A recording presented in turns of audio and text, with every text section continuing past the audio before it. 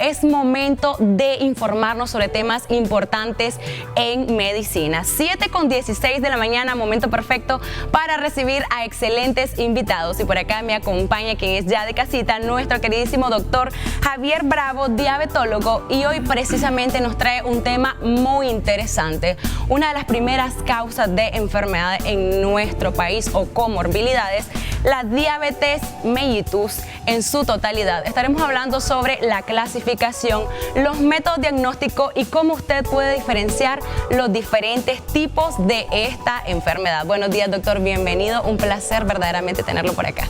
Gracias, Dania, una vez más aquí en la revista, pues hablar de temas de interés de la población. Hablar de diabetes es un tema tan importante. Sabemos que la diabetes es una enfermedad crónica que se caracteriza por el aumento de los niveles de glucosa, que epidemiológicamente va creciendo a pasos agigantados.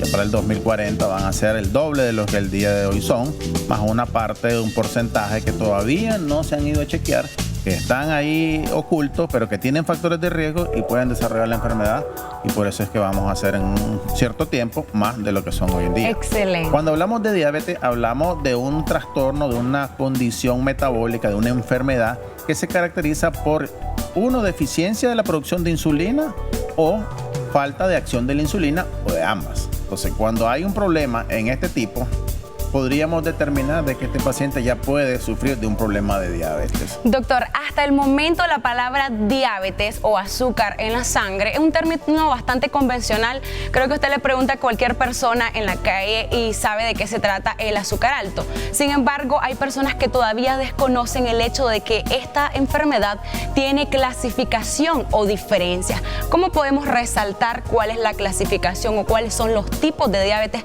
que una persona puede presentar? Pues fíjate que esta pregunta es muy importante, porque cuando nosotros hablamos de lo que son de criterios diagnósticos, paralelamente hablamos también ahí nomás de clasificación. Estamos hablando de un paciente que se hace un nivel de glucosa en ayuna y de pronto le aparece 110. Ese paciente, según ya lo normado, la Asociación Americana de Diabetes, ese paciente pasa a ser prediabético, es decir, que antecede a la diabetes. Pero si ese paciente en ayuna tiene un valor mayor de 126, digamos 127 y 128, ya inmediatamente ese paciente se diagnostica como diabético, solo con obtener el primer nivel de glucosa, es decir, la primera muestra. Posteriormente a eso, hacerle una segunda prueba y decir, este paciente está teniendo problemas de la glucosa, pero cuando revisamos al paciente tiene factores de riesgo. Cuando hacemos la historia clínica, este paciente puede ser un poquito obeso, puede tener una vida desordenada, alto consumo de alcohol, no hace ejercicio, sedentarismo. Entonces, asociado ya al nivel de glucosa, podríamos decir a este paciente, si no revertimos todos los causantes que le están presentando en ese momento, ese paciente desarrolla la enfermedad. En este caso, doctor, estamos hablando meramente de diabetes tipo 2 o la diabetes adquirida, por decirlo así, pero también existen otros tipos de diabetes. Exactamente. Cuando ya el paciente se le diagnostica la enfermedad en el momento de la infancia, ya digamos de niño, menos de 18 años en la adolescencia, podríamos pensar que este paciente está sufriendo de la diabetes tipo 1, ¿verdad? Que es aquella que se da por deficiencia absoluta de la producción de insulina. Es decir, su páncreas no está produciendo insulina, de tal manera que ese paciente requiera de tratamiento inmediato con insulina. Y me parece que este aspecto es muy importante más para los padres de familia, porque tal vez tienen a su niño pequeño y todavía no han identificado posibles causas o posibles síntomas que predispongan a que su bebé está presentando diabetes. ¿Cuáles son los síntomas que presenta un niño que tiene diabetes tipo 1? Exacto. Si vemos en las imágenes, podríamos determinar cuando el paciente tiene un nivel de 100, de 70 a 100, que es la glucosa normal. Aquel paciente que tiene duda, que se haga su chequeo y diga, a ver, mi glucosa es 80, voy a llamar al médico a ver si es normal. Ahí lo tiene. De 70 a 100 es normal. De 100 a 126, que es lo que decíamos, es una glucosa en ayuno anormal o lo que se conoce como prediabetes. Y una glucosa mayor de 126, podríamos tener un diagnóstico previsional de diabetes. Es decir, aquella paciente que nos llama la atención y nosotros les decimos, este paciente está sufriendo de diabetes, hay que hacer otras pruebas.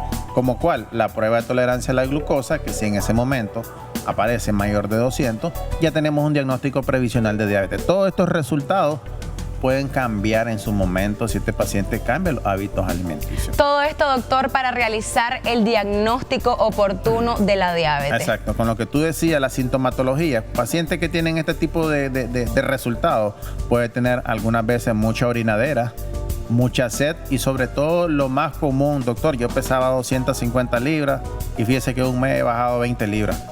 Ya con eso tenemos una idea de que este paciente puede estar sufriendo de diabetes. Claro, hay otras patologías que te pueden dar este problema, ¿verdad? Hablando de patologías endocrinas. Más sin embargo, aquí podemos ver el resumen general de cómo está la clasificación y el diagnóstico de la enfermedad.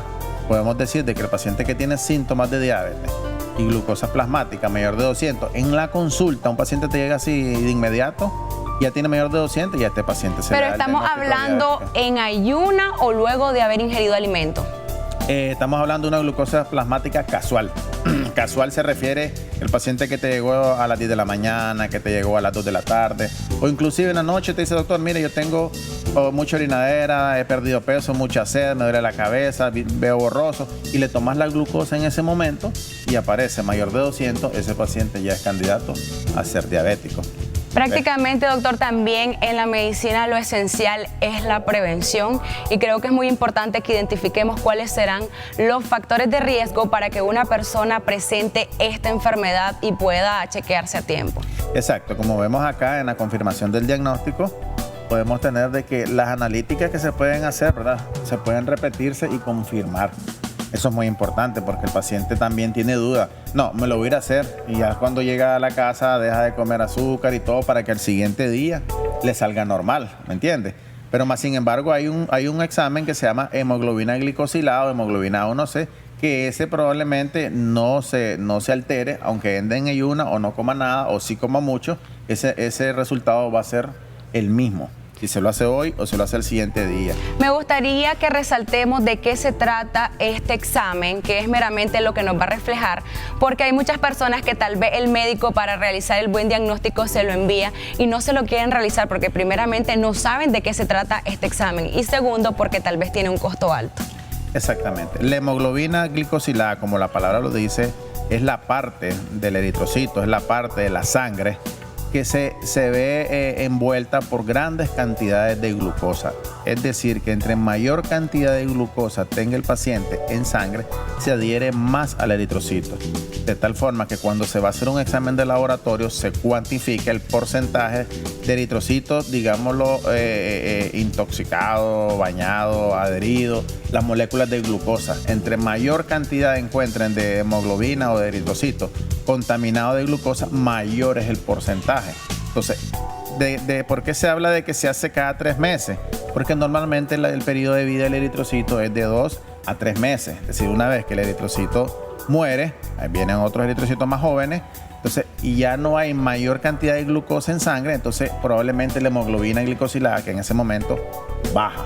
De tal forma que ese examen no es variante cuando el paciente no hace ayuna o no come mucho o come demasiado. Entonces no varía el resultado. Al final va a ser el mismo porque eso viene traducido 3 meses atrás.